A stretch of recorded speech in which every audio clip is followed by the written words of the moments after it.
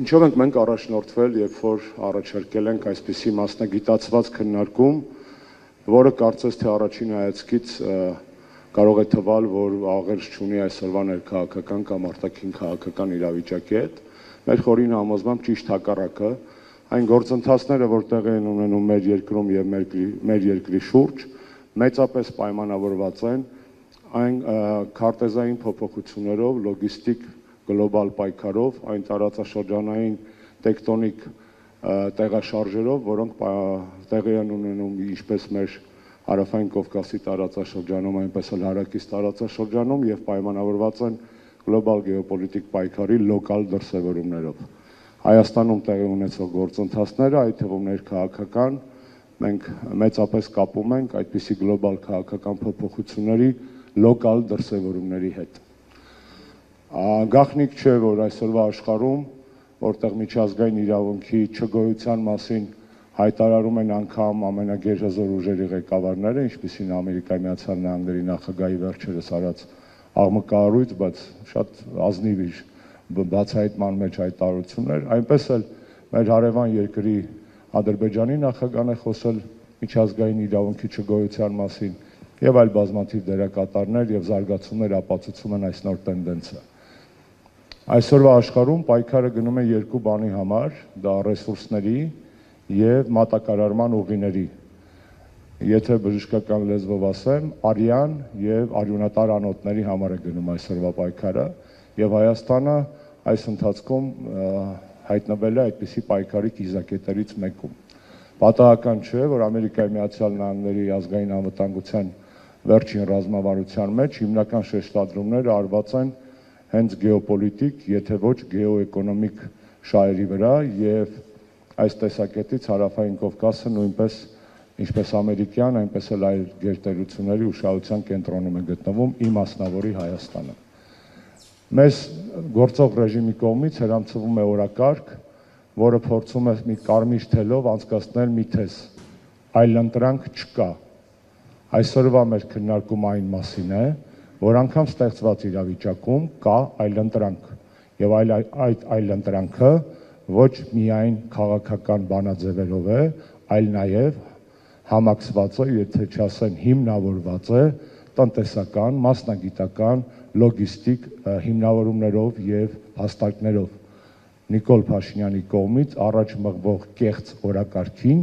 այդ թվում լոգիստիկ առումով, այսպես կոչված խաղաղության խաչմերուկին եւ այլն, կա այլընտրանք եւ այդ այլընտրանքի վրա հանրապետական կուսակցության մասնագիտացված թիմը աշխատել է երկար ժամանակ, կոլաբորացիայի մեջ լինելով նաեւ այլ ոլորտի մասնագետների հետ։ Երկրորդ ներքաղաքական, այսպես ասած, հարթությունը այն է, որ մեզ հրամցնում են թեզ, հանցավոր թեզ, Արցախը տանք հանգիստ ապրելուց հետո, հիմա նոր թեզ է հրամցվում, Սյունիքը տանք հանգիստ ապրենք։ Հետո տալու ենք անկլավները, որ հանգիստ ապրենք ճակերտավոր, հետո տալու ենք այդ ամեն ինչին խանգարողներին, կողքի պետությանը, որ հանգիստ ապրենք, միջև ուր կարելի է տալ, որպեսզի այսպես կոչված հանգիստ ապրել։ Ակնհայտ է, որ տալով հանգիստ ապրել չեն կարող։ Եվ մեր այսօրվա քննարկման բովանդակային շեշտադրումներից մեկը այն է, որ Հայաստանը կարող է ոչ միայն եւ ոչ այնքան տալ, որքան նաեւ ստանալ։ Մյուս շեշտադրումը, որ կցանկանամ անել, հետեւյալն է, այսպես կոչված Զանգեզուրի միջանցքի շարժման թեման բացառապես Նիկոլ Փաշինյանի 7 տարիների քաղաքական գործունեության արդյունքն է։ Սա ուզում եմ ֆիքսեք փաստագրված, որովհետև դրա մասին եմ վկայում Թուրքալեզու պետությունների կազմակերպության գագաթնաժողովների 2009 թվականից առայսօր ընդունված բոլոր բանաձևերը, որտեղ առաջին անգամ Զանգեզուրի միջանց կոչվող կոմունիկացիայի կարևորության մասին խոսվել է, այստեղ խնդրում եմ ձեր ուշադրությունը, բացառապես 44-օրյա պատերազմից հետո։ Մինչ այդ եղած ոչ մի թուրքալեզու պետական կամ միջպետական դոկտրինում, բացի մի խումբ թուրքական ինտելեկտուալներից, այդ միջանցքի մասին երազել նույնիսկ իրենք չէին կարող։ Հետևաբար Զանգեզուրի միջանցքի, ճակերտավոր Զանգեզուրի միջանցքի թեման Նիկոլ Փաշինյանի գործունեության արդյունքն է։ Սա փաստագրված է, սա ոչ թե քաղաքական գնահատական է կամ քաղաքական մրցակցության թեզ, դա փաստ է, որից ոչ ոք փախչել չի կարող։ Եվ այսքանով հանդերձ մենք նորից վերադառնում ենք մեր հիմնական թեզին, այլընտրանք կա, այլընտրանք կա տարբեր ուղղություններով, ոչ միայն արտաքին քաղաքական գործունեության, այլ նաև լոգիստիկ կոմունիկացիոն տրամաբանության մեջ։ Ուզում եմ հաշվի առեք նաև այն փաստը, որ Հայաստանի գործող ռեժիմը քանիցս հայտարարել է, հատկապես վերջերս, Եվրոմիության տարբեր պաշտոնյաների հետ հանդիպման ժամանակ, որ Հայաստանը միանում է Սևծովյան ռազմավարության ծրագրին, Եվրոպական միության կողմից ստեղծված, կոչվում է Black Sea Strategy, որտեղ ակնհայտ է, որ Հայաստանի դերակատարությունը դիտվում է բացառապես միակողմանի եւ ընդամենը Եվրոպական միության տնտեսական, գեոքաղաքական շահերի սպասարկման ներքո եւ ոչ թե սեփական շահերի առաջմղման